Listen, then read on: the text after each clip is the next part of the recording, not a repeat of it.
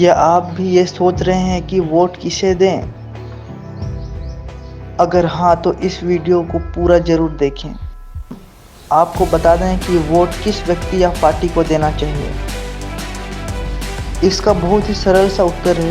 हमें ये नहीं देखना है कि किस पार्टी या राजनेता का कितना ज़्यादा प्रचार हो रहा है और वो कितना पैसा बांट रहा है। हमें ये देखना है कि किस व्यक्ति नेक है और अच्छे हैं। उसी व्यक्ति को देखकर वोट करना है। जैसे कि अभी इलेक्शन का समय चल रहा है तो सभी पार्टी पैसे बांटेंगे, दुनिया प्रकार का प्रचार करेंगे। हमें प्रचार को देखकर वोट नहीं करना है, ये देखना है कि इसने अपने शासन काल में लोगों की कितने डेवलप की है। इसका उत्तर पाने के लिए टीवी चैनल देखना बंद कर दीजिए, क्योंकि टीवी चैनल बिक चुका है। आप 2024 में जी रहे हैं, थोड़ा अपना बुद्धि का इस्तेमाल करें। 1500 रुपये में आप पूरे 5 साल तक नहीं चल पाएंगे, लेकिन 1500 रुपये बाँट कर नेताओं ने अपना सरकार 5 वर्ष तक चलाएंगे। इसीलिए समझदार बने। अब देखते हैं इस विषय पर संत रामपाल जी महाराज जी का क्या विचार है। हम भगवान को छोड़कर अपनी दुर्बुद्धि के कारण जो गलतियां करते हैं वो हमें हानि करती है, लाभ नहीं। और अब रही बात, उसको इतना विश्वास हो गया,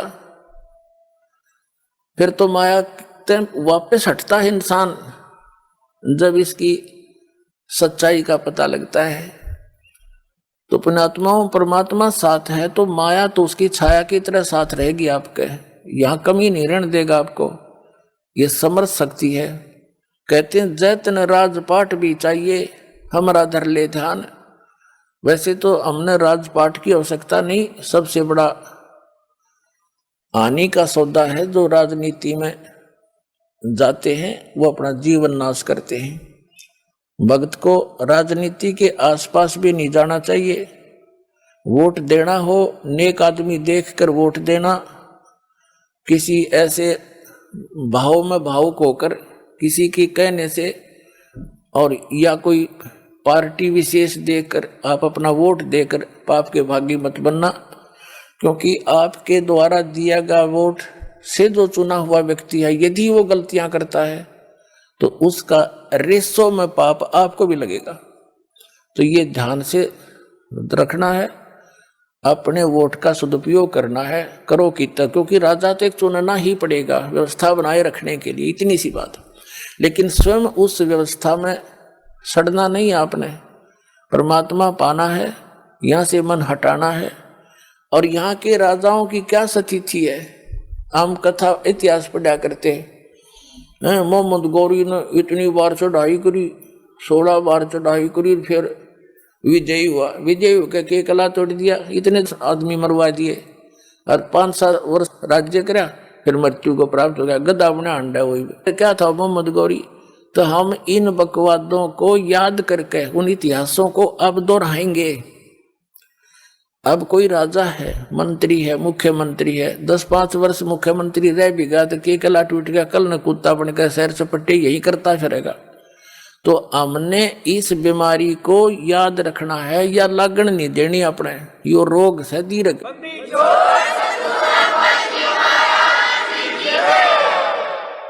अब जैसे क्या याद दिलाते परमात्मा, सर्व सोने की लंका थी वो रावण से रणधीरम, एक पलक में राज विराजी जम के पड़े जंजीरम, मन तू सुख के सागर बस रे भाई और न ऐसा यस रे।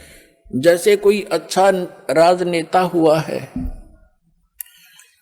और उसकी मृत्यु के उपरांत उसकी यादगार में उसका स्टेच्यू बना दिया, मूर्ति कोई पत्थर पीतल की।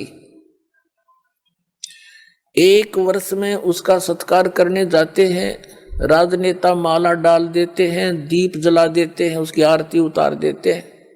और शेष समय में मनमाना वही राजनेता और कौवा बड़का अपने स्टेच्यू पे ऊपर बैठ कर बीट करता हो सिर पे। बता के जस हुआ, क्या ये सही है? इस झूठे लोक में यदि आपने सफलता पानी है तो इन यहाँ की मर्यादाओं की तरफ झांकना नहीं है, वही हमें हानि करती है। हम यहाँ के ठाठ बाट देखकर हम भी बह जाते हैं। तो परमात्मा कहते झूठे सुख को सुख कहे ये मान रहा मनमोद, ये सकल चबीना काल का कुछ मुख में कुछ गोद है।